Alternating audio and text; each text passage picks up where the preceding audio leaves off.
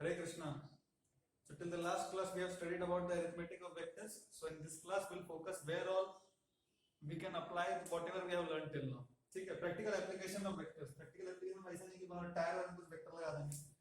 मतलब बेसिकली जो आगे टॉपिक्स पढ़ने वाले हैं रियलिटी में वहां पे कहां पे हम वेक्टर्स का यूज कर सकते हैं, है ना. तो फटाक से हम लोग फोकस करते हैं किस पे, अपना कुछ कुछ some very very simple applications पे. ये सारे क्वेश्चंस आप ऑलरेडी कर चुके हैं, उसको हम वेक्टर की मदद से करेंगे अब. ठीक है. So there was one question, if you remember, आपके शीट में था ना, that person walks how much? Say for example 30 metre north. मैं क्वेश्चन लिखता हूं आपको और आप फटाक से ट्राई करो सॉल्व करने का, है ना. चलो मैं फटाक से क्वेश्चन लिख देता हूं. Person walks say for example 10 meter north and then he takes from there he walks at 10 meter east and then he walks for example say 10 meter upwards. So these are his three movements. सबसे पहले कहा गया वो 10 metre north गया, फिर वहां से 10 metre east चला गया, फिर 20 मीटर अपवर्ड चला गया. तो क्वेश्चन अगर पूछता है find the displacement of the person, find the displacement of person, तो कैसे निकालते थे आप लोगों ने? पहले ज्योमेट्री से निकाला होगा. यहां से हम 10 मीटर ऊपर दौड़ाते थे, फिर उसके बाद बोलते थे 10 मीटर ईस्ट गया, मतलब यहां गया कितना एग्जैक्टली 10 मीटर, और फिर क्या इमेजिन करते थे यहां से वर्टिकली ऊपर आया है कितना 20 मीटर. तो ये ऑरिजिन है मेरा, है ना. यहां से मैं नॉर्थ गया 10 मीटर, फिर ईस्ट गया 10 मीटर, और ये जो मेरा पोजीशन आया यहां से वर्टिकली ऊपर कितना आया 20 मीटर. तो कैसे करते थे? ऐसे इमेजिन करते थे ये एक राइट एंगल ट्रायंगल है ना. मेरा जो हाइपोटेन्यूज है इस राइट एंगल ट्रायंगल पे, ये बेसिकली डिस्प्लेसमेंट है. डिस्प्लेसमेंट क्या है? ये फाइनल पोजीशन जो मेरा है यहाँ पे, देखो यहाँ पे आया 10 10 और फिर ऊपर आया कितना 20, ये 10 10 और फिर ऊपर आ गया 20. मैं बोल रहा हूँ मेरा डिस्प्लेसमेंट क्या है, ये 20 से लेकर के ये जो दूरी है ये डिस्प्लेसमेंट है. तो अगर ध्यान से देखें ये वाला और ये वाला एक राइट एंगल ट्रायंगल बनाएगा, है ना. क्योंकि यहां से ये जो 90 डिग्री बाहर की तरफ ऊपर निकला ना, तो ये जो है वो एक राइट एंगल ट्रायंगल है. तो हम पहले ये निकाल लेते थे, ये आएगा आपका 10√2 और यहां से वर्टिकली ऊपर कितना गया है 20. तो कैसे निकालते थे डिस्प्लेसमेंट? डिस्प्लेसमेंट का जो मैग्नीट्यूड होता था वो होता था √d² प्लस ऊपर कितना गया था 20 का स्क्वायर, ऐसे करके निकालते थे, है ना. ये कितना आ जाएगा आपका 100 200 400 √2 20√2 मीटर का आंसर आएगा. सही है ना. देख लो 100 to the 200 oh sorry 200 plus 600 है ना. 600 का मतलब कितना 10√6 मीटर. ये आंसर आएगा 10√6. ठीक है. अब इस क्वेश्चन को हम वेक्टर की मदद से कैसे कर सकते हैं? बहुत सिंपल है. मेरे को क्या लिखना है? बेसिकली स्टार्ट तो ओरिजिन से किया ना. स्टार्ट कहां से किया? ओरिजिन से. तो जो फाइनल पोजीशन यहां पे आया 10 10 20, ये जो फाइनल पोजीशन है, क्या हम इसका पोजीशन वेक्टर लिख सकते हैं? लिख सकते हैं पोजीशन वेक्टर. देखो कैसे पोजीशन वेक्टर कैसे लिखेंगे. सबसे पहले वो क्या किया 10 मीटर नॉर्थ, तो क्या लिख सकते हैं 10 j कैप. हम वेक्टर के टर्म्स में इसको लिखेंगे, ये जो r ये जो फाइनल पोजीशन है इसको वेक्टर के टर्म्स में लिखेंगे, ऐसे करके वेक्टर के टर्म्स में लिखेंगे. तो देखो सबसे पहले क्या किया था 10 नॉर्थ की तरफ गया, मतलब y कैप के अलाउंग j कैप के अलाउंग 10 यूनिट्स गया, तो 10 j कैप. उसके बाद कहां गया 10 प्लस x के अलाउंग, तो क्या लिख देंगे 10 i कैप. और उसके बाद कहां गया 20 ऊपर. तो ध्यान से देखो मैंने इस एक्सिस को पकड़ लिया है x, इसको हम पकड़ लेंगे y, तो z होगा ये बाहर की तरफ. x से y की तरफ रन करेंगे फिंगर, तो बाहर वाला जो आएगा वो क्या आएगा z एक्सिस. इसका मतलब प्लस z के अलावा कितना चलेगा यहां से 20, तो क्या लिख देंगे 20 k कैप. हम यहां से भी फटाक से अब देखो अगर मेरे ये पोजीशन वेक्टर निकल गया, मतलब ये बेसिकली क्या है vector which represents the final position, vector that represents the final position. तो फटाक से देखो डिस्प्लेसमेंट क्या हो जाएगा इसी का मैग्नीट्यूड. डिस्प्लेसमेंट क्या हो जाएगा इसी का मैग्नीट्यूड, जो हम आराम से बता सकते हैं कितना होगा 10² प्लस 20². सेम ही आ गया है. आपका आंसर आ जाएगा 10√6 मीटर. ऐसे करके भी निकाल सकते हैं. अब ऐसे निकालने का क्या फायदा है? ऐसे निकालने का क्या फायदा है? सपोज ये पार्ट ए बोला find the displacement of person, ये तीन मूव किया, उसके बाद find the displacement of person. Suppose आपको पार्ट बी बोलता नाउ पर्सन अगेन, वो ऊपर आने के बाद का बात बोल रहा है, मतलब यहां पे ऊपर आ चुका है 10 10 20। अब यहां से बोल रहा है now person again walks, say for example 20 meter north, 30 meters east and 40 meters south। अब आपको बोलेगा फाइंड द डिस्प्लेसमेंट, मतलब सॉरी फाइंड द डिस्प्लेसमेंट नहीं, हाँ फाइंड द डिस्प्लेसमेंट, मतलब अभी वो ओरिजिन से कहां है तब कैसे बताएंगे, तो प्राण निकल जाएगा। 10 मीटर नॉर्थ चलाएंगे, 10 मीटर ईस्ट चलाएंगे। आप ऐसा कर सकते हैं कि रिजल्टेंट आप समझ लें, 10 मीटर नॉर्थ गया, 20 मीटर नॉर्थ गया, 30 फिर 40 मीटर साउथ, मतलब ओवरऑल 10 मीटर साउथ गया होगा। पर ऐसे भिखारी की तरह करने से अच्छा है वो बेसिकली वेक्टर रिप्रेजेंटेशन ही है। अगर आप ऐसा सोच रहे हैं कि सर ओवरऑल नॉर्थ में कितना गया, अगर आप ऐसा सोच रहे हैं कि सर ओवरऑल नॉर्थ में कितना गया वो पता कर लेते हैं, ओवरऑल साउथ में कितना गया वो पता कर लेते हैं, ओवरऑल ईस्ट में कितना गया वो पता कर लेते हैं। अगर आप ऐसे ओवरऑल मेथड से सोच रहे हैं तो बेसिकली ओवरऑल मेथड क्या है, वो वेक्टर से ही करते हैं, है ना। तो देखो नॉर्थ वाला डायरेक्शन को क्या पकड़ लेंगे हम, जे कैप, क्योंकि प्लस वाई के अलाउ में। ईस्ट वाला को क्या पकड़ेंगे, आई कैप। तो ऑब्वियस बात है जो हमारा वेस्ट वाला हो जाएगा वो माइनस आई कैप हो जाएगा। तो उस टर्म्स में सबको लिखेंगे। देखो जो मेरा फाइनल पोजीशन वेक्टर है, क्योंकि स्टार्ट ओरिजिन से किया था ये ध्यान रखना, इसलिए मैं बार-बार पोजीशन वेक्टर बोल रहा हूं। मैं ये जो वेक्टर लिखूंगा इसको पोजीशन वेक्टर क्यों बोल रहा हूं, क्योंकि ओरिजिन से बना रहा हूं उसको। मैं सारा पोजीशन स्टार्ट यहां से किया ना, यहां से वो चला 10 जे कैप, फिर यहां से चला जो भी, तो मेरा जो भी उसका फाइनल पोजीशन होगा वो ओरिजिन के कंपैरिजन में होगा, वो ओरिजिन के रिलेटिव में होगा। इसीलिए इस वेक्टर का ये वाला वेक्टर को क्या बोलेंगे हम लोग, position vector. And once I get position vector in terms of I cap, j cap, and k cap, it is very easy for me to tell the magnitude of the displacement. तो देखो फटाफट से 10 metre north गया तो क्या लिख देंगे हम, 10 I cap, 10 metre east, east मतलब इधर, तो प्लस सॉरी नॉर्थ गया तो 10 j cap, उसके बाद ईस्ट गया, ईस्ट गया मतलब प्लस x के अलोंग गया तो 10 I cap, उसके बाद 20 अपवर्ड्स मतलब 20 k cap। उसके बाद बोला now the person walks 20 metre north, मत करो ठीक है, नॉर्थ कर लो, नॉर्थ मतलब फिर से कहां गया 20 जे कैप, फिर 30 मीटर्स, इसको ईस्ट नहीं करके चलो वेस्ट कर लेते हैं, क्वेश्चन थोड़ा अच्छा होगा ताकि और कंफ्यूजन आए कि कैसे उसको भगाया आदमी को। अगर ऐसे पूछेगा तो और कंफ्यूजन आएगा ना, वेक्टर से सिंपल बहुत सिंपली तरीके से कर सकते हैं। अब बोलो 30 मीटर वेस्ट गया तो अब क्या लिख देंगे, -30 आई कैप, 30 मीटर वेस्ट मतलब इस तरफ तो लिखेंगे -30 आई कैप। फिर कहां गया एंड 40 मीटर साउथ, तो साउथ का मतलब कहां है, साउथ का मतलब नीचे गया, साउथ का मतलब नीचे की तरफ गया मतलब माइनस जे कैप, तो -40 जे कैप।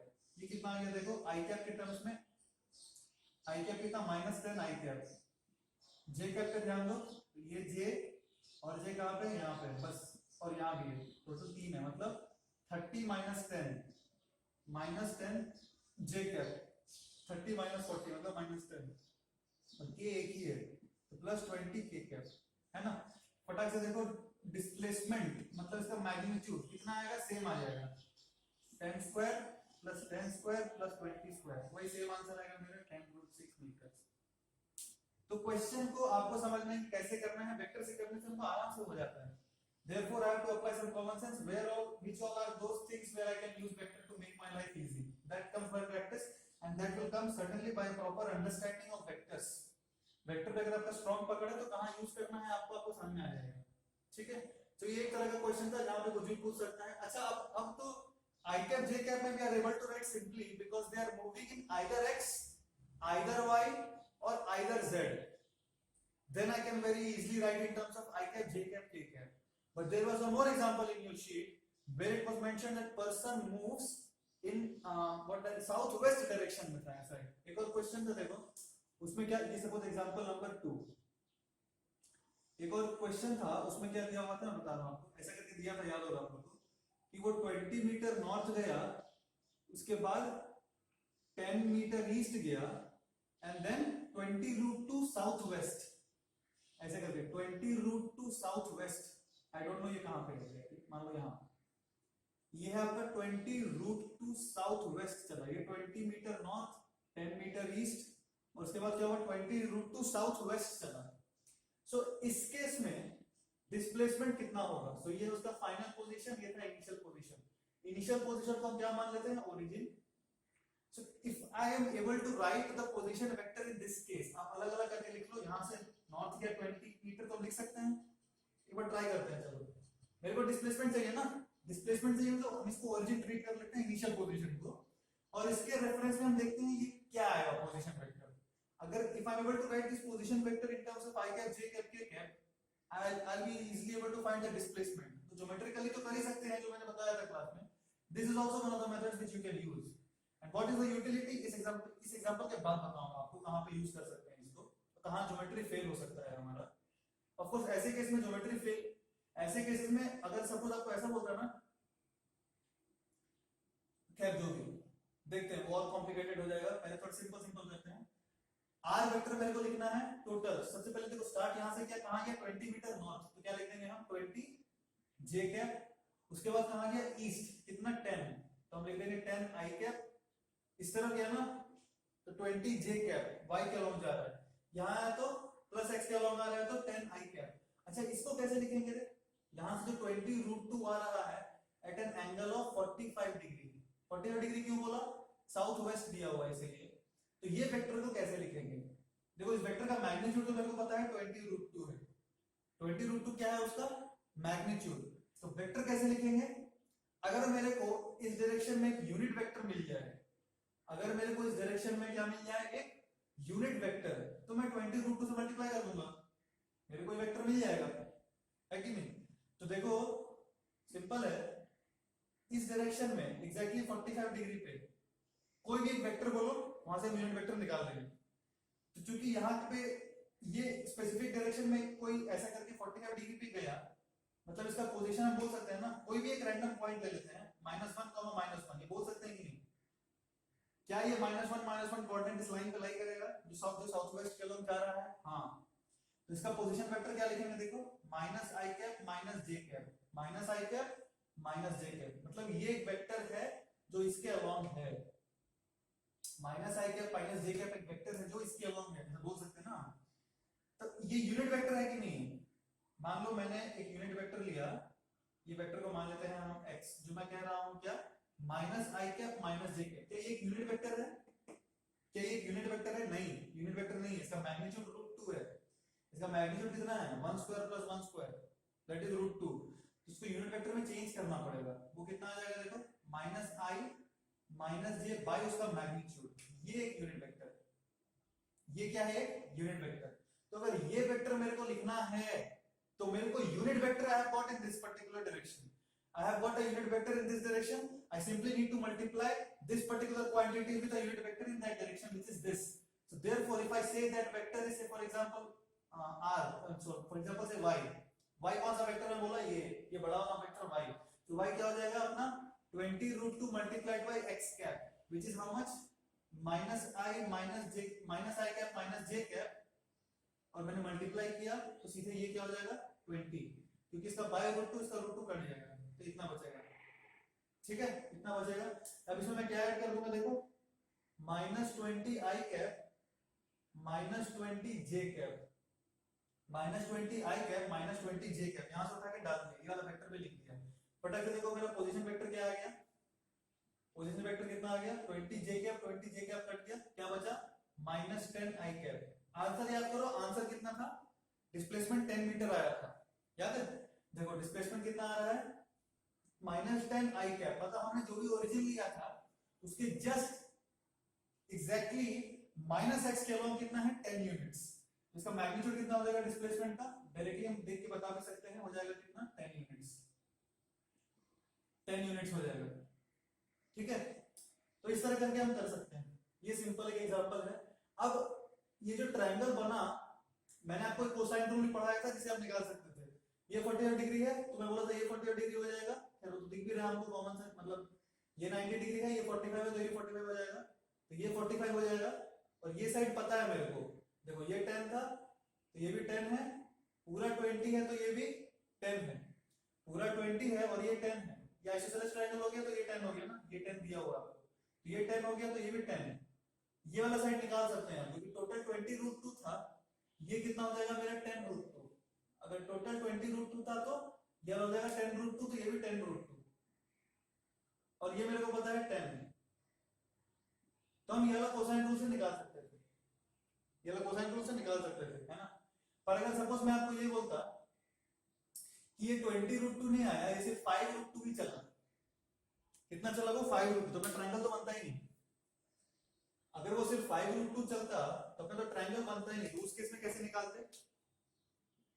मान लो क्वेश्चन ये है कि 20 मीटर नॉर्थ गया, उसके बाद इस तरफ आया कितना 10 मीटर, और अब मैं बोला सिर्फ 5√2 मूव किया, ये ओरिजिन और ये सपोज 5√2 मीटर साउथ वेस्ट, तो क्या क्या प्रोसेस था अपना निकालने का?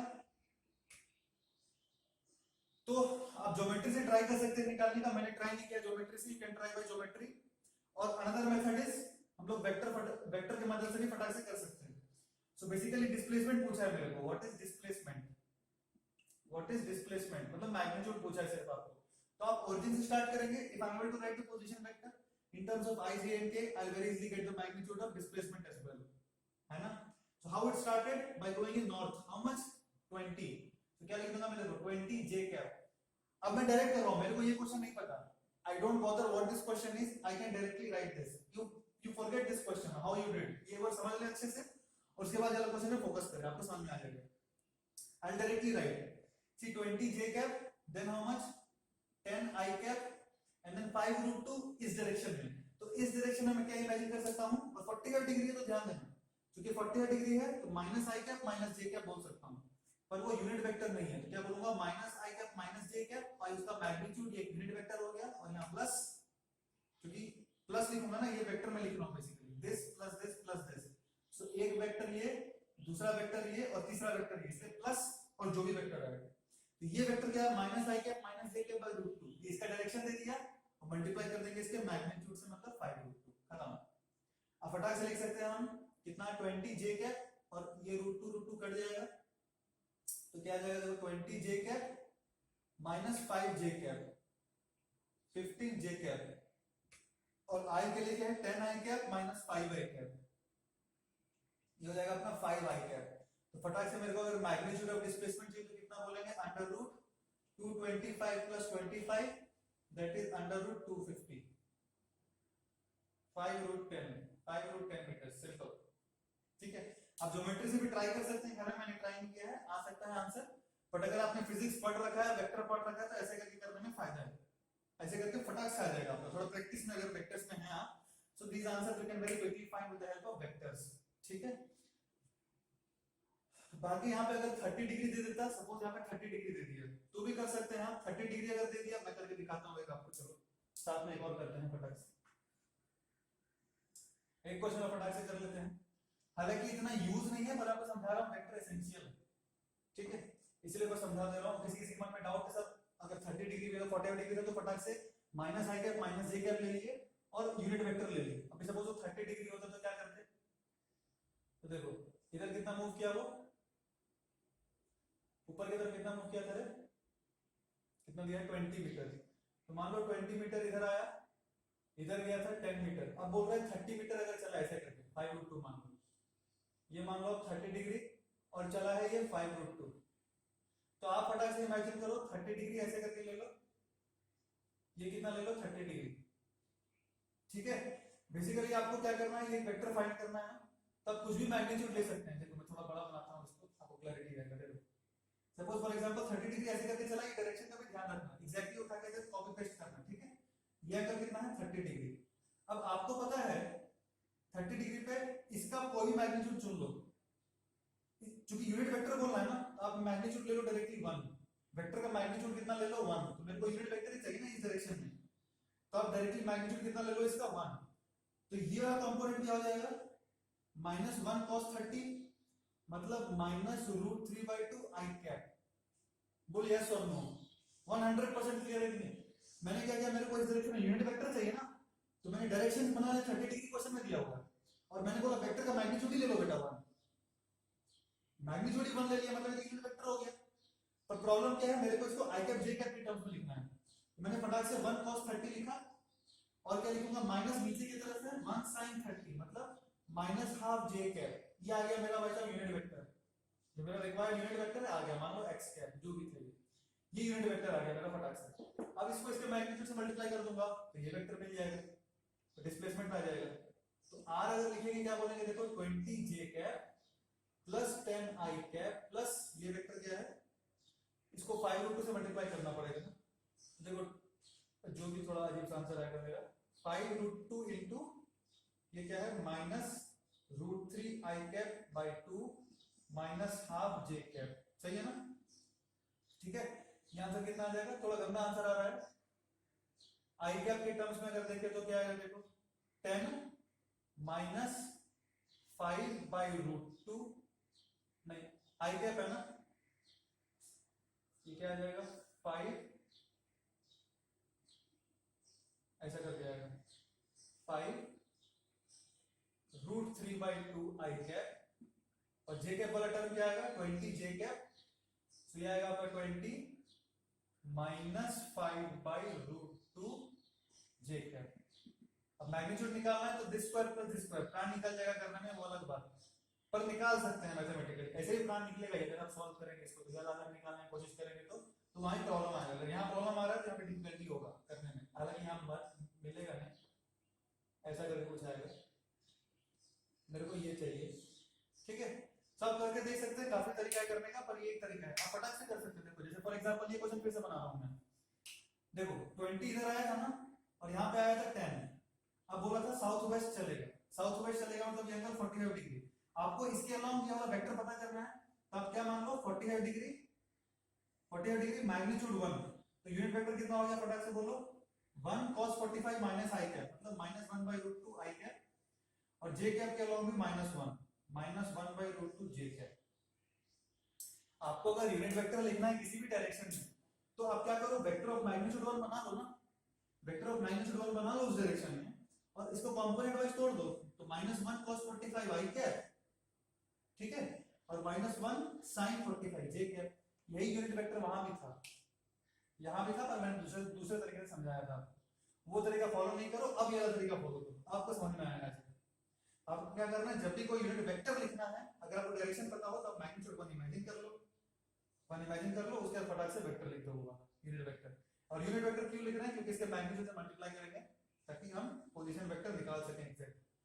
ठीक है, तो इस तरह से आप कोई भी क्वेश्चन सॉल्व कर सकते हैं। ठीक है, ये है पोजीशन वेक्टर का, जब भी डिस्प्लेसमेंट पूछे और कुछ भी स्टाइल मार के क्वेश्चन दिया हो, फटाक से आप उसमें क्या अप्लाई कर सकते हैं वेक्टर्स, और आप आंसर निकाल सकते हैं इस तरीके से। तो this is one of the small application of vector. और भी कुछ हम देखते हैं अच्छा एप्लीकेशंस। और देखो सपोज फॉर एग्जांपल ये तो पोजीशन वेक्टर था, अगर सपोज आपको बोलता है कि एक आदमी, ये एग्जांपल 3, सपोज आपको बोलता है man, suppose a man is standing, आपको कोऑर्डिनेट दे दिया 2, 3, 4, ठीक है, ही रन्स एंड फाइनली, मैं कुछ भी लिख दे रहा हूं, क्वेश्चन पता नहीं क्या लिख रहा हूं, and finally enters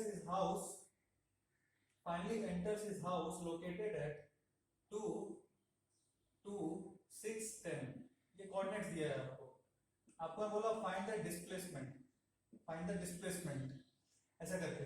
of course coordinate geometry की मदद से हम डायरेक्ट बता सकते हैं इसका मैग्नीट्यूड, कोऑर्डिनेट ज्योमेट्री में मैग्नीट्यूड आपने पढ़ा होगा, ऐसा करके लिखते हैं ना, अगर दो कोऑर्डिनेट्स देता है दोनों के बीच में जो डिस्टेंस होता है वो कैसे लिखते हैं हम, y2 minus y1 square plus x2 minus x1 square. ये जो वेक्टर पढ़ रहे हैं ये मैथ्स का ही एक पार्ट है, उसको हम डिस्प्लेसमेंट वेक्टर से डिनोट करेंगे। अगर आपको क्वेश्चन पूछा what is the displacement vector, तो अब क्या लिखेंगे, मैग्नीट्यूड मैं बताता हूं आंसर सेम ही आएगा, आपका मैथमेटिकली करने से भी आंसर सेम आएगा, फिजिकली समझते हैं क्या है बेसिकली।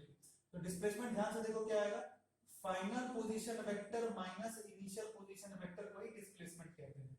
पिछले क्लास में बताया आपको डिस्प्लेसमेंट क्या होता है, final position vector minus initial position vector. तो फाइनल पोजीशन वेक्टर ये है, घर में घुस गया, मतलब फाइनल पोजीशन वेक्टर ये है, क्या है basically 2i cap plus 6j cap plus 10k cap, है ना, माइनस इनिशियल पोजीशन वेक्टर क्या है, इनिशियल पोजीशन वेक्टर है 2, 3, 4, 2i cap plus 3j cap plus 4k cap, ये उसका इनिशियल पोजीशन वेक्टर। तो देयरफॉर डिस्प्लेसमेंट वेक्टर कितना आ जाएगा, देखो ये कट गया, ये बचा मेरा 3j cap plus 6k cap, ये position vector, sorry displacement vector. और डिस्प्लेसमेंट का मैग्नीट्यूड पूछे तो 9 प्लस 36 दैट इज √45 3√5 मीटर। आप यहां से भी कर लो सेम ही आएगा, यहां पे तो 3 कोऑर्डिनेट है तो z2 माइनस z1 भी करना पड़ेगा। अब कोऑर्डिनेट ज्योमेट्री पढ़ेंगे, कोऑर्डिनेट ज्योमेट्री थोड़ा बहुत पढ़ा होगा, अगर नहीं पढ़ा तो ऐसे करके निकालते हैं। अगर दो कोऑर्डिनेट्स दे दिए आपको, सपोज x1 y1 z1, और दूसरा कोऑर्डिनेट्स दे दिए आपको x2 y2 z2, ये दो कोऑर्डिनेट्स दे दिए हैं दो पॉइंट्स के, ये पॉइंट है A और ये दूसरा पॉइंट है B जिसका कोऑर्डिनेट्स दे दिया है। अगर आपको इसके बीच का डिस्टेंस पता करना है तो ये फॉर्मूला लगाते हैं, इसको बोलते हैं डिस्टेंस फॉर्मूला, ये आप पढ़ेंगे। तो ये बेसिकली वेक्टर्स ही है, मैंने वेक्टर बेसिकली वो माइनस किया ना आई कैप वाला। देखो जब मैंने 2i cap minus 2i cap किया, बेसिकली क्या कर रहा हूँ, final x coordinate minus initial x coordinate ही कर रहा हूँ। जब मैंने j cap minus j cap किया, मैंने क्या किया, बेसिकली यही किया कि y का जो भी कोऑर्डिनेट था फाइनल माइनस y का इनिशियल जो भी कोऑर्डिनेट था, ये वही किया, j का final coordinate minus initial coordinate, और फाइनली z का final coordinate minus initial coordinate. तो मेरा ये वेक्टर निकला ना, इसका मैंने इंडिविजुअली स्क्वायर किया, वो बेसिकली यही है। तो ये जो चीज है और ये जो डिस्प्लेसमेंट निकाले यूजिंग वेक्टर्स, दोनों सेम ही चीज है, ठीक है। तो इसका थोड़ा प्रैक्टिस कर सकते हैं, इसमें कुछ नया कॉन्सेप्ट नहीं है, बट डिस्प्लेसमेंट वेक्टर का आपको थोड़ा प्रैक्टिस आना चाहिए कैसे निकालते हैं। तो सपोज ऐसा करके मैंने बनाया, ये है आपका x एक्सिस, ध्यान से देखना ये x लिया है, इसको x नहीं लिया है, इसको x एक्सिस लिया है, और x से y की तरफ घुमाएंगे तो मेरा z आएगा। देखो सारा एक्सिस प्रॉपर्ली चूज किया है, x से y की तरफ घुमाएंगे तो z एक्सिस आ रहा है, ठीक है ना। ये ऐसे करके प्लेन में लोकेटेड है, x क्रॉस y करने से मेरा क्या आ जा रहा है, z। ये एंगल 90 डिग्री है, देखने से लग नहीं होगा तो भावनाओं को समझो। हो सकता है देखने से आपको नहीं लग रहा होगा, पर ये वाला एंगल कितना है, 90 डिग्री, ठीक है। अब मैं बोल रहा हूँ यहाँ पे क्या लोकेटेड है, मान लो एक रेक्टेंगल, रेक्टेंगल नहीं क्यूबॉइड इमेजिन करो, एक क्यूबॉइड रखा हुआ है ऐसे करके, ऐसा करके क्यूबॉइड रख दिया, अजीब सा फोटो हो गया, हाँ अजीब सा नहीं हुआ, ऐसे करके रखा हुआ है, ऐसे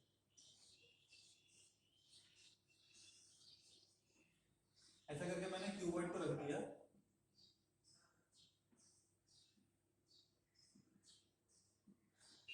ठीक है, ऐसा करके सपोज मैंने क्यूबॉइड रख दिया, मैं बोला क्यूबॉइड का जो ये लेंथ है ये है 10 मीटर, क्यूबॉइड का जो ब्रेथ है वो मैं बोल दिया 5 मीटर, और क्यूबॉइड का जो हाइट है सपोज मैं बोल दिया ये है आपका कितना 8 मीटर, मान लो 8 मीटर, ठीक है।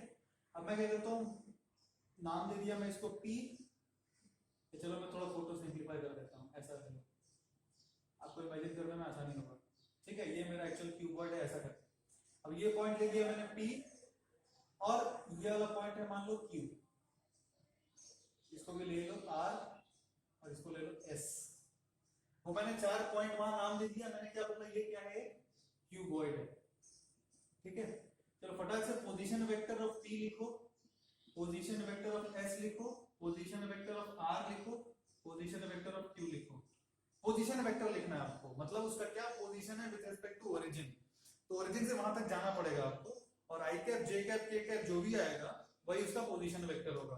ओरिजिन से स्टार्ट करते हुए, ये ओरिजिन है मेरा, यहाँ से स्टार्ट करते हुए P तक जाना है, एक बार R तक जाना है, एक बार S तक जाना है और Q तक जाना है, और आपको बताना ये सारे पोजीशन वेक्टर्स हैं वो क्या होगा, ठीक है। आप खुद से ट्राई करो, स्क्रीन पॉज करके एक बार ट्राई करो खुद से, सिंपल है, पर एक बार ट्राई करो खुद से। उसके बाद आपको बताना है displacement vector PQ, suppose P से Q तक गया तो डिस्प्लेसमेंट वेक्टर क्या होगा, फिर आपको बताना है डिस्प्लेसमेंट वेक्टर फॉर एग्जांपल, हाँ ये ले लो, चलो इसको भी ले लो A, डिस्प्लेसमेंट वेक्टर QA कितना होगा, ये सब बताना है आपको, सिंपल है, एक बार ट्राई करो, प्रैक्टिस में आ जाएंगे तो है ना फटाफट कर पाएंगे। ये मैं इसलिए करा रहा हूँ एज अ प्रैक्टिस, इसमें कुछ नया कॉन्सेप्ट नहीं है, और कॉन्सेप्ट और क्लियर हो जाएगा आपको, एटलीस्ट पोजीशन वेक्टर का और ये सारी चीजें का कॉन्सेप्ट और क्लियर हो जाएगा। डिस्प्लेसमेंट वेक्टर OR तो डिस्प्लेसमेंट वेक्टर नहीं है, पोजीशन वेक्टर OR, ये बताइए कितना होगा EFGH, और आप बताइए मेरे को डिस्प्लेसमेंट वेक्टर RA, ये सारा फटाक से लिख के बताओ तो कितना होगा, ठीक है। मैं फटाक से सारा क्वेश्चन नोट डाउन करो, स्क्रीन पॉज करके और फिर देखना, ठीक है। देखो position vector P, position vector अगर मेरे को इस पॉइंट का लिखना है, इसका क्या मतलब है, इसका मतलब है ओरिजिन से मेरे को यहां तक जाना है, तो कैसे जाएंगे, देखो फटाक से, सबसे पहले डायरेक्ट दिख रहा है ऐसे, और फिर ऐसे जा सकते हैं P तक पहुंच जाएंगे, ऐसे और फिर ऐसे, तो P तक पहुंच जाएंगे। तो ऐसे है तो क्या कितना हुआ, y के अलावा चले कितना 8, तो क्या लिख देंगे 8j कैप, फिर यहां से कहां गए ऊपर, कितना हाइट कितना दिया हुआ है, अच्छा ये हाइट ये 10 था, 10j कैप है, कंफ्यूज नहीं होना, ये हाइट दिया हुआ 8 मीटर, ये 8 मीटर है, एक्चुअली ये 10 है, तो 10 y के अलोंग है, तो क्या लिख देंगे 10 j कैप, और ऊपर कितना है ये हाइट दिया हुआ है आपको, तो लिख देंगे 8 k कैप। समझ में आ रहा है ना, p का ऐसे करके आए तो y के अलोंग चले कितना, ये y के अलोंग है टोटल लेंथ 10 मीटर, तो 10 j कैप, और ऊपर गए कितना z के अलोंग, कितना है देखो 8 मीटर जाना पड़ेगा p तक पहुंचने के लिए, तो 8 k कैप, ऐसा करके लिखना है। अभी भी अगर नहीं किया तो पूरा पॉज करके फिर से करो, क्योंकि आपको ये समझ में आया तो बहुत सारा क्वेश्चन हो जाएगा, एटलीस्ट पोजीशन वेक्टर का सारा क्वेश्चन हो जाएगा। अब देखो पोजीशन वेक्टर ऑफ s लिखना है, s के लिए क्या करेंगे o से डायरेक्ट s में आ जाएंगे, कितना चलना पड़ा मेरे को 10 j कैप, तो ये हो गया पोजीशन वेक्टर s का, खत्म सिंपल। पोजीशन वेक्टर r का देखो, अगर r पे फिर कैसे जाएंगे r पे, अब कितना भी घूम के आप कोई भी पाथ फॉलो करेंगे आपका आंसर सेम आएगा, अब कोई भी पाथ फॉलो करो आपका आंसर सेम नहीं होगा, तो आप कोई पाथ से आ सकते हैं, ऐसा नहीं कि मैंने ऐसा सपोज मैं ऐसा करके आया, आप चाहो तो ऐसा करके आ सकते हो, घूम फिर के आ सकते हो, वो सब कैंसिल आउट होकर लास्ट में आंसर सेम ही आएगा, इसलिए मैं शॉर्टेस्ट पाथ ही चुनता हूं। सपोज फॉर एग्जांपल यहां से स्टार्ट किया o से, मेरे कहां तक आना है r तक, कैसे आऊंगा देखो, सपोज o से यहां पे आए, इसको नाम दे दो b, सपोज o से b पे आए, b से q जाएंगे, q से r जाएंगे, ऐसा कर सकते हैं कि नहीं, कर सकते हैं, कोई भी पाथ लो पोजीशन वेक्टर चेंज नहीं होगा। तो r तक आना है तो पहले o से b आए, किस एक्सिस के अलोंग चले o से b तक आने में, बताओ o से b जब आ रहे हैं किस एक्सिस के अलोंग चल रहे हैं x, तो क्या लिखेंगे पहला टर्म क्या लिखेंगे 5 i कैप, ठीक है। अब मैं कहां गया देखो इस डायरेक्शन में b से q, तो कौन से एक्सिस के अलोंग चल रहा हूं, ध्यान से देखो y के अलोंग है कि नहीं, कितना चला y के अलोंग 10 j कैप, y के अलोंग चला तो 10 j कैप, उसके बाद क्या किया यहां से q पे पहुंच चुका हूं मैं, q से r जाऊंगा तो मैं कौन से एक्सिस के अलोंग चल रहा हूं z, ऊपर जा रहा ना z, कितना चला मैं, वो दिया है हाइट आपको 8, तो क्या लिख देंगे +8 k कैप, ये आ गया पोजीशन वेक्टर r का, क्लियर है ना। तो ऐसा करके मैं कोई पॉइंट दिया है, मेरे को वहां से वहां तक जाना है, बस पोजीशन वेक्टर मिल जाएगा। फटाक से देखो q क्या है, q कहां है ये, इसके लिए क्या करेंगे बताओ, दो तरीका है करने का, आप या तो यहां से यहां पे आओ फिर यहां से यहां, तो क्या बोलेंगे ऐसे आ रहे हैं तो o से b आए, यदि हम o से b आए किसके अलोंग चले x एक्सिस के अलोंग, कितना चले 5, तो क्या लिखेंगे 5 i कैप, b से q गए तो y के अलोंग चले कितना, b से q आए तो y के अलोंग चले कितना 10, तो क्या लिखेंगे 10 j कैप, कंफ्यूज नहीं होना, दिख रहा है x के अलोंग जा रहे हैं पर एक्सिस का नाम दिया है y, इसलिए 10 j कैप, तो मैं q तक पहुंच गया ना, ठीक है। अब सपोज कोई बच्चा बोलता सर मेरे को जब q तक जाना है ओरिजिन से जाऊंगा, o से a से p, p से r, r से q, जा सकते हैं कोई दिक्कत नहीं है, आंसर सेम आएगा। देखो o से a आए तो क्या लिख देंगे 8k कैप, 8k कैप, उसके बाद a से p आए तो क्या लिखेंगे a से p आ रहे हैं, मतलब देखो y के अलोंग चल रहे हैं, कितना चले 10, इसका लेंथ 10, तो क्या लिख देंगे 10, क्या लिख देंगे 10 j कैप, उसके बाद p से r आए, p से r है मतलब प्लस x के अलोंग आ रहा है, ध्यान देना वो प्लस x के अलोंग की माइनस x के अलोंग, ध्यान रखना आपको, प्लस x के अलोंग आ रहा है तो कितना लिखेंगे 5 i cap plus 5 i cap. उसके बाद यहां से देखो, ध्यान से सुनना जो बोल रहा हूं बहुत इंपॉर्टेंट है, जब मैं r से q आ रहा हूं, r से जब मैं q आया तो कितना चला 8 मीटर, 8 मीटर चला, पर किसके अलोंग चला माइनस z के अलोंग, z के अलोंग नहीं। मैं जब r से q आ रहा हूं तो मैं z एक्सिस के अलोंग चल रहा हूं, वो तो क्लियर है मेरे, पर प्लस 8k कैप लिखेंगे कि माइनस 8k कैप लिखेंगे, माइनस, क्योंकि ऊपर से नीचे आ रहा हूं, देख z एक्सिस प्लस ये वाला है, ये वाला तो माइनस है ना, तो r से जब q आया तो लिखेंगे माइनस 8k कैप, तो ये और ये कैंसिल हो जाएगा, आंसर आपका वही आएगा, q वाला कहां है 5i cap plus 10j cap, देख सेम आएगा। तो कोई भी पाथ फॉलो करो आपका कैंसिल आउट होके वो सारा आपस में कैंसिल होके answer will not be changed, तो पोजीशन वेक्टर q का वही आएगा, ठीक है। और देखो डिस्प्लेसमेंट वेक्टर pq, इसका क्या मतलब है, from p I went to q, from p I went to q, इसका मतलब position vector of q minus position vector of p, position vector of q minus position vector of p। क्या position vector of q पता है, हाँ, position vector of p पता है, हाँ, मतलब position vector of q minus this minus this कितना आएगा i कैप तो रहेगा ही, मेरे को बेसिकली क्या करना है ये फाइनल q माइनस p कर रहे हैं, q ये है, दिस माइनस दिस, मतलब 5 i कैप तो बचेगा ही, j cap 10 j cap minus 10 j cap cancel, बस और क्या आ गया माइनस 8 k कैप। तो ये हो गया मेरा answer, displacement vector pq, displacement vector pq। अब ध्यान दो डिस्प्लेसमेंट वेक्टर pq का देखो, इसको आप भूल जाओ, डिस्प्लेसमेंट वेक्टर pq पे ध्यान दो 5 i कैप, मतलब जब मैं p से q के अलोंग आऊंगा तो 5 चलूंगा i कैप के अलोंग। इसको थोड़ा आप समझो, कॉमन सेंस से समझो, डिस्प्लेसमेंट वेक्टर pq है ना, ये मिटा दे रहा हूं मैं, ध्यान से देखो इसको, डिस्प्लेसमेंट वेक्टर pq ये है, दिखा रहा हूं देखो, डिस्प्लेसमेंट वेक्टर pq ये है, ये वाला। तो जब मैं p से q के अलोंग आऊंगा तो क्या मैंने प्लस y के अलोंग थोड़ा चला, सॉरी प्लस x के अलोंग थोड़ा मूव किया कि नहीं, देखो ये प्लस x एक्सिस है, जब मैं यहां से यहां आ रहा हूं तो ध्यान से देखो थोड़ा सा प्लस x के अलोंग कुछ ट्रेवल कर रहा हूं, कितना कर रहा हूं एग्जैक्टली इतना। जब मैं यहां से यहां आया, यहां से यहां पे p से q पे नेट x के अलोंग कितना मूवमेंट हुआ, देखो 5, इसलिए 5 i कैप है ना। और जब मैं यहां से यहां पे आया तो माइनस z के अलोंग मूवमेंट किया, मैं नीचे आया, z ऊपर था, माइनस z नीचे, मैं यहां से नीचे आया मतलब माइनस z के अलोंग मेरा कुछ मूवमेंट रहा। और नेट मूवमेंट कितना है, जब p से q आया तो नेट मूवमेंट हाइट में कितना हुआ, यहां से यहां आने में जो ये हाइट है, और हाइट कितना है 8 मीटर, देखो यहां से यहां जब आया नेट हाइट में चेंज कितना हुआ 8 मीटर, इसलिए माइनस 8 के कैप है, माइनस 8 के कैप है। आपका गलती से अगर प्लस 8 के कैप आ जाता तो आपको कॉमन सेंस से समझ में आना चाहिए था कि जब मैं p से q ट्रैवल करूंगा तो ऊपर जाना चाहिए मेरे को, क्योंकि प्लस 8 के कैप है, पर मैं देख रहा हूं p से q आते टाइम तो मैं नीचे आ रहा हूं, तो मतलब कहीं कैलकुलेशन मिस्टेक है, चेक करो थोड़ा।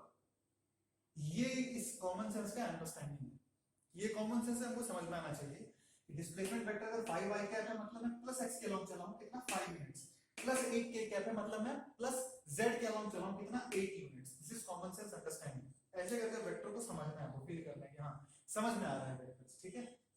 फटाक से pq ये मैं लिखा गया, अच्छा इसी का आंसर है ये। डिस्प्लेसमेंट वेक्टर q निकाला है क्या, हां q निकाला है और a नहीं निकाला, तो फटाक से बोलो तो ra कितना होगा, ra कितना हो जाएगा, मतलब पोजीशन वेक्टर ऑफ a, तो फटाक से खाली ऊपर गए 8 के कैप, तो अब sq माइनस sa मतलब rq position vector of q, q से a गए, फाइनल पोजीशन क्या है a, तो लिखेंगे फाइनल माइनस इनिशियल, गड़बड़ कर देता मैं qa लिखने जा रहा था, जोश में पहला वाला मत लिख देना, sqa का मतलब फ्रॉम q टू a, तो फाइनल पोजीशन वेक्टर मेरा a, ये कोई स्टैंडर्ड टर्म नहीं है, it's not a standard term, इसको एक्चुअली इंग्लिश में लिखना था, मैंने शॉर्ट में लिख दिया, उसका इंग्लिश था, उसको उसको अगर एक्चुअली आपको एग्जाम में क्वेश्चन पूछेगा find displacement vector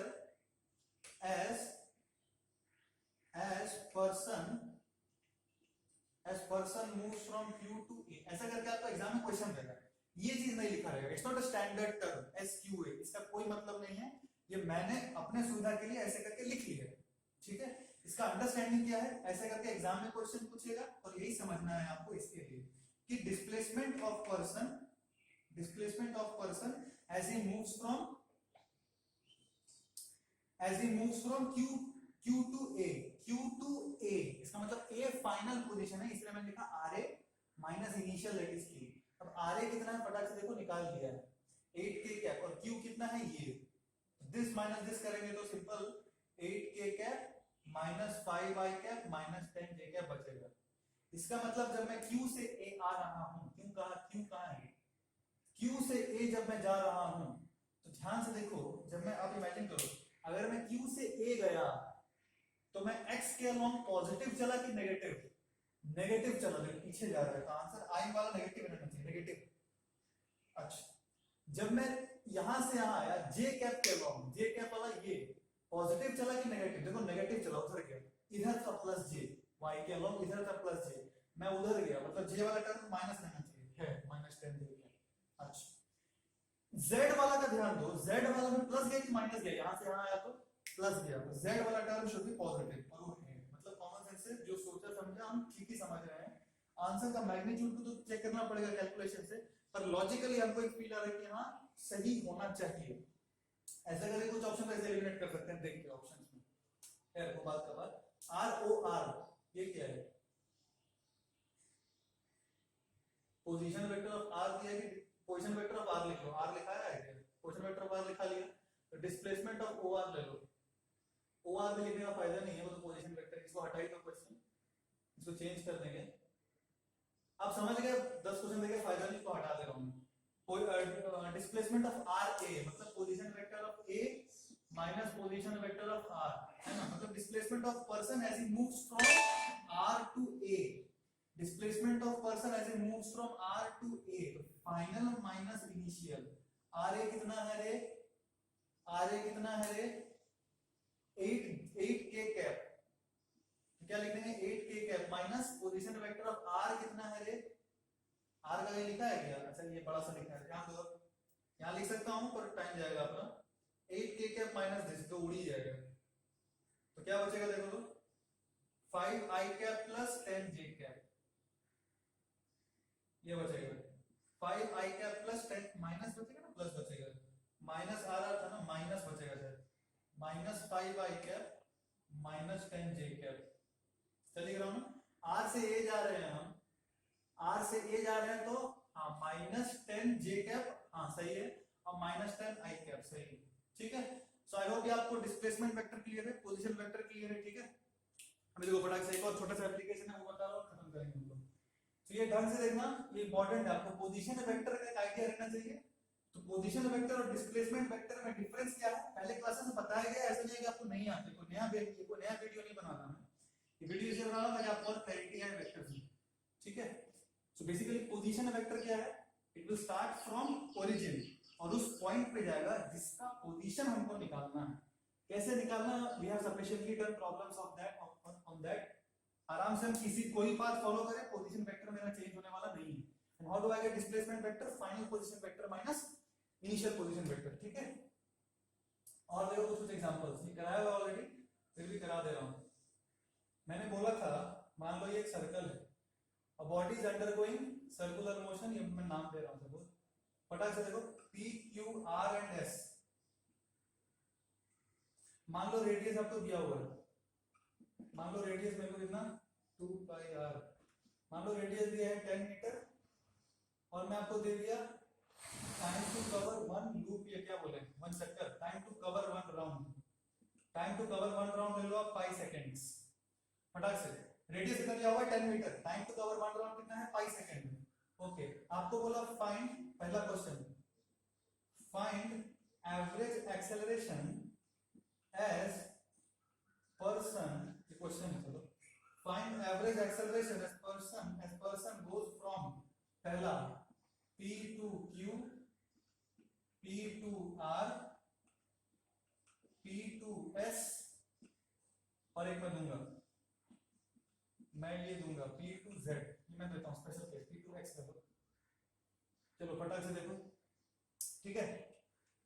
average acceleration निकालना है as person moves from P to Q, तो P से Q गया और आपको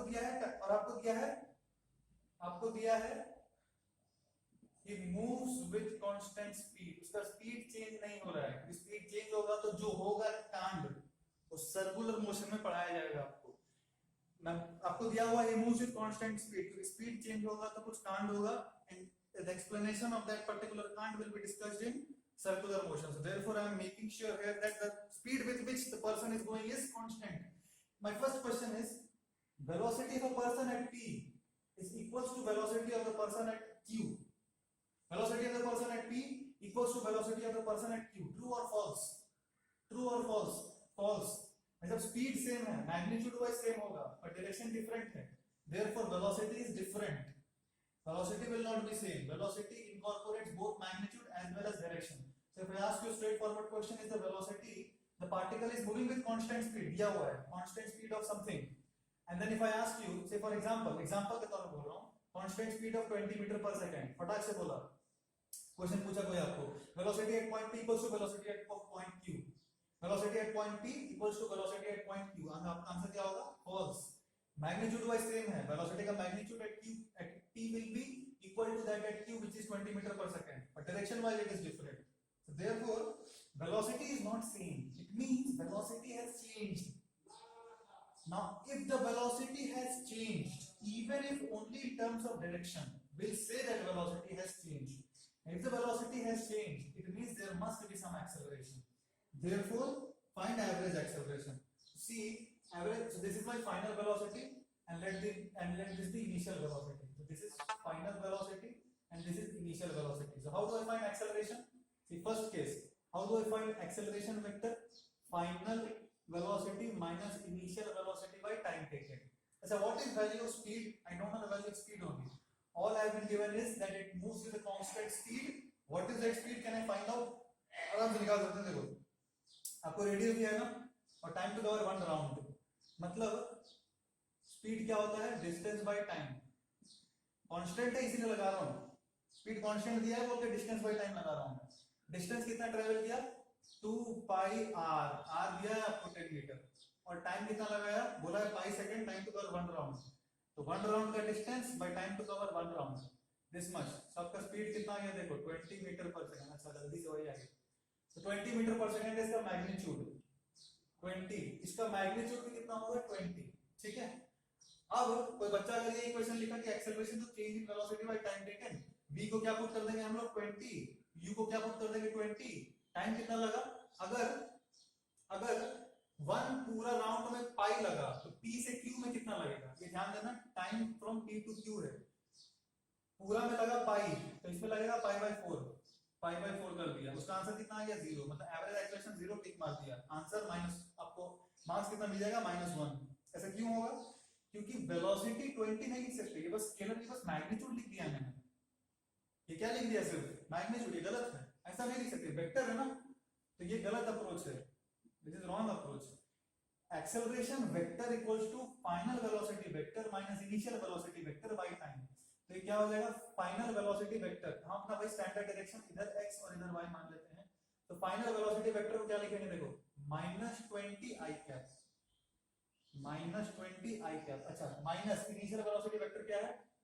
प्लस यह है माइनस u. u क्या है? +20 j cap bye time taken कितना था? 5/4. ये सही. तो मेरा एक्सेलरेशन आ गया. एक्सेलरेशन कितना आ गया? देखो ये ऊपर चला जाएगा. आपका क्या जाएगा? -80/पाई i cap plus j cap. ठीक है. ये मेरा क्या आ गया? एक्सेलरेशन. ऐसे करके लिख सकते हैं ना, कि कभी मुश्किल नहीं हो गया. 20 ऊपर चला गया, -80/5 कॉमन ले लिया, i cap plus j cap. ठीक है. तो ये मेरा एक्सेलरेशन वेक्टर आ गया. अब ये जो एक्सेलरेशन वेक्टर है, इसका मैग्नीट्यूड कितना है? आपको ऑप्शन में ये नहीं दिया हुआ रहेगा. हो सकता है ये दिया हुआ रहे तो कर लेना, ये दिया हुआ है तो टिक मार लेना. और अगर ऐसे नहीं दिया हुआ है तो उसका अगर मैग्नीट्यूड पूछा है, तो इसका ये एक वेक्टर है ना, ये क्या है? एक वेक्टर है. इसका मैग्नीट्यूड निकाल सकते हैं आराम से. इसका मैग्नीट्यूड कितना होगा? दिस मल्टीप्लाइड बाय इसका मैग्नीट्यूड. इसका मैग्नीट्यूड कितना है? √2. √1 है ना. इसका √2 और इसका, तो मैग्नीट्यूड कितना आ जाएगा? a का, सिर्फ मैग्नीट्यूड का बात कर रहा हूं, 80/5 मल्टीप्लाइड बाय इसका मैग्नीट्यूड, दैट इज √2. सिंपल. आपका आंसर आ गया 80√2/5. आपका आंसर कितना आ गया? 80√2/5. ये आ गया acceleration. Average acceleration from p to q. अब फटाक से मेरे को बताओ b. b क्या है? From p to r. p से r में कितना होगा? फटाक से बताओ. अच्छा, p टू p बताइए. p से r पहले फटाक से बताओ क्या करेंगे? एक्सेलरेशन वेक्टर पूछा ना, तो फाइनल वेलोसिटी वेक्टर अगर r पे चला गया तो फाइनल वेलोसिटी वेक्टर क्या होगा? फाइनल वेलोसिटी वेक्टर देख इधर ऐसा करके, इसको क्या बोलेंगे हम लोग? -20 j कैप. तो final velocity vector minus initial velocity vector by time. कितना लिखेंगे? टोटल लगा पाई, तो हाफ कवर करने में लगेगा उसको पाई/2. पाई/2. तो ये जो भी आएगा, ये कितना आएगा? देखो -40/पाई i cap plus j cap. तो इसका मैग्नीट्यूड कितना आएगा एक्सेलरेशन का? इसका आ जाएगा आपका मैग्नीट्यूड कितना? फटाक से देखो, 40/पाई √2. 40√2/पाई मीटर पर second square. I hope it is clear. c देखो फटाक से. c क्या था? p2s. p2s. अच्छा, s पे आ गया तो वेलोसिटी फाइनल s है. तो एक्सेलरेशन क्या लिखेंगे? Final velocity vector. मतलब फाइनल क्या है? 20 है मैग्नीट्यूड, तो 20 i कैप माइनस इनिशियल क्या था? इनिशियल क्या था? 20 j कैप बाई टाइम. कितना लगेगा? टाइम कितना लगेगा? 3/4 ऑफ द टोटल टाइम, क्योंकि यहां से यहां पे 3/4 टाइम लगेगा ना, 3/4 है टोटल टाइम का, मतलब 3π/4, 3π/4 से ना, पाई सेकंड लगाना ना, हाँ, ये कितना आ जाएगा आपका 80π/3 कॉमन ले लो, फिर से वही बात i cap plus j cap, ये कितना आ गया 80π/3 √2 मीटर पर सेकंड स्क्वायर। ऑप्शन डी फटाक से देखो, ऑप्शन डी क्या है, p टू p, मतलब पूरा ही चक्कर काट लिया, क्या काट लिया, पूरा ही चक्कर काट लिया। अब एवरेज एक्सेलरेशन कितना हो जाएगा, एवरेज एक्सेलरेशन होगा final velocity which is 20 j cap minus initial velocity which is 20 j cap by what is the time taken pi, कितना आ गया 0, नो एक्सेलरेशन, ठीक है, वेलोसिटी में चेंज ही नहीं हुआ ना, एक्सेलरेशन का आएगा 0। तो जब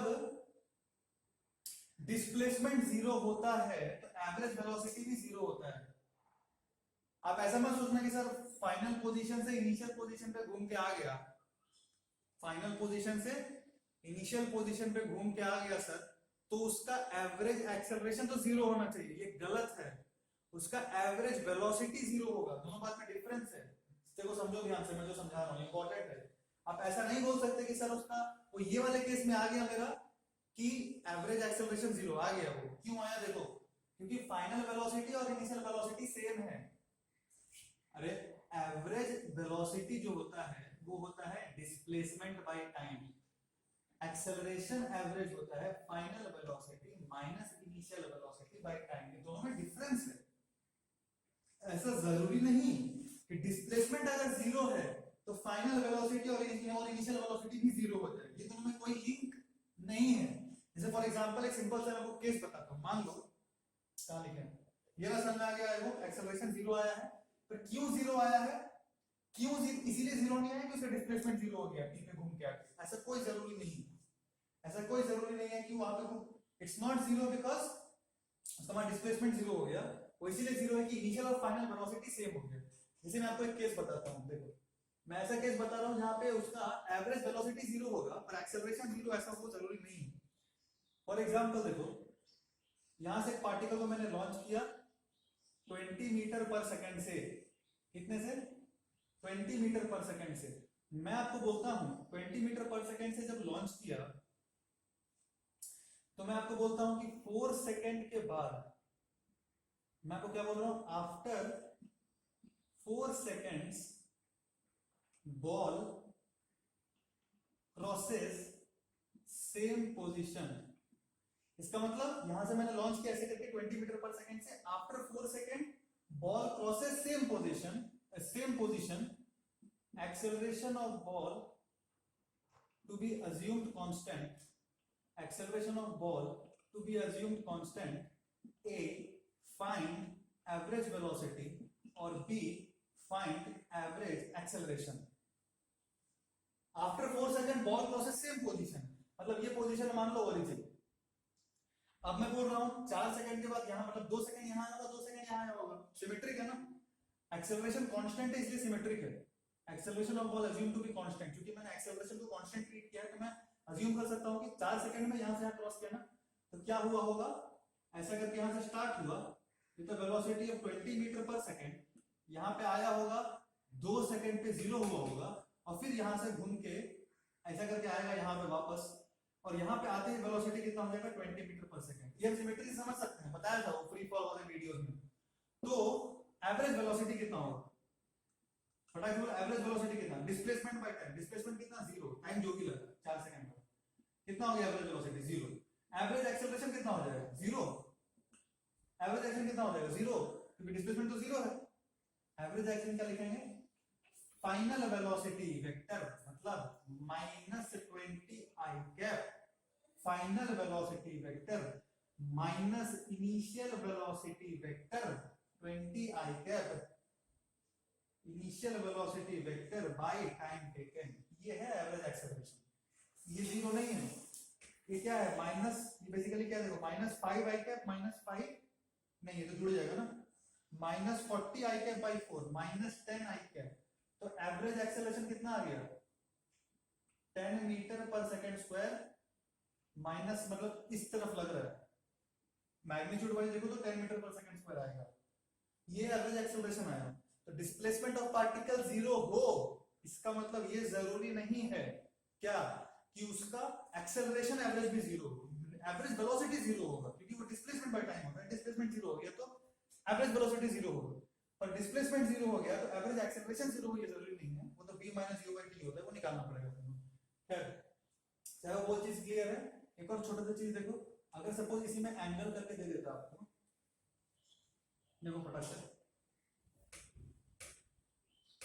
सपोज इसमें मैं आपको बोल दिया क्या कि P से यहां का निकाला एवरेज एक्सेलरेशन, और ये एंगल आपको दे दिया है, सपोज 45 डिग्री देके रखा हुआ है आपको, कितना देके रखा है 45 डिग्री, और अब बोला है निकालने के लिए, अब क्या बोला निकालने, average acceleration from P to suppose ये x, ठीक है, P to x, average acceleration from P to x, तो क्या लिखेंगे, velocity at x, velocity at x minus velocity at p by जो भी टाइम लगा, ठीक है। तो आप एक बार खुद से ट्राई करो, वेलोसिटी एट x लिखने का कोशिश करो, वेलोसिटी एट x लिखने का कोशिश करो, ठीक है। ये छोटा सा होमवर्क दूं बता दूं, हैं बता ही देते हैं। देखो वेलोसिटी एट x का बात कर रहे हैं हम, तो ध्यान से देखो वेलोसिटी एट x कैसे लिखेंगे, हम क्या करेंगे, ऐसा करके ड्रॉ कर लेंगे।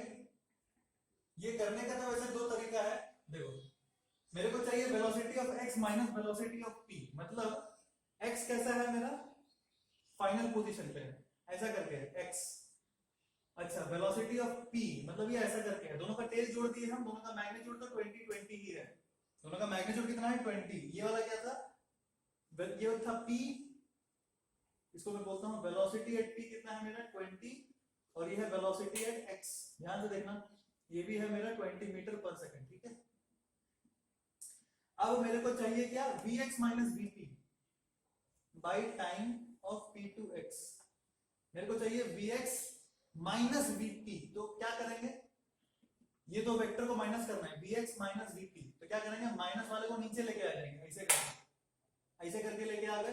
ध्यान रखना आगे फोटो में लग नहीं रहा, पर दोनों का मैग्नीट्यूड सेम है, इसका भी मैग्नीट्यूड 20 दिया ही हुआ है, क्या लिखूंगा उसमें, और इसका मैग्नीट्यूड भी 20 है, चलो लिख देता हूं, दोनों का मैग्नीट्यूड कितना है 20 20। अब एंगल कितना होगा, ध्यान से देखो, ये बेसिकली क्या है, वर्टिकल लाइन है, ये 20 ऊपर था, इसको मैंने नीचे ड्रॉ कर दिया, वो बेसिकली ये है, ठीक है। तो देखो ये 45 डिग्री हो गया, तो ये 45 डिग्री हो गया, ये 45 डिग्री हो गया, तो ये वाला जो x जो बना रहा था अपना वेलोसिटी ऐसा करके, तो ये एंगल कितना हो जाएगा 45 डिग्री, ये 45, तो ये 45, तो ये भी 45, तो बेसिकली ये वाला एंगल कितना हो गया, ये वाला एंगल हो गया मेरा 45 डिग्री।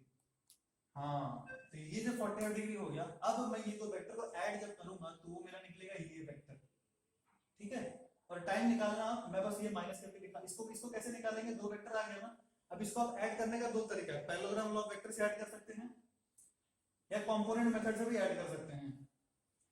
कंपोनेंट मेथड से ऐड करते हैं, चलो मेरा जो रिजल्टेंट एक्सेलरेशन आएगा, रिजल्टेंट एक्सेलरेशन क्या बोलूं पता नहीं, एक्सेलरेशन बोल देता हूं, एक्सेलरेशन तो नहीं बोल सकते, ये वेक्टर आएगा मान लो x, ये वेक्टर क्या हो जाएगा, देखो ये दोनों का सम, मतलब ये है क्या, इसको लिखेंगे तो लिखेंगे -20 j कैप और -20 cos 45 j कैप,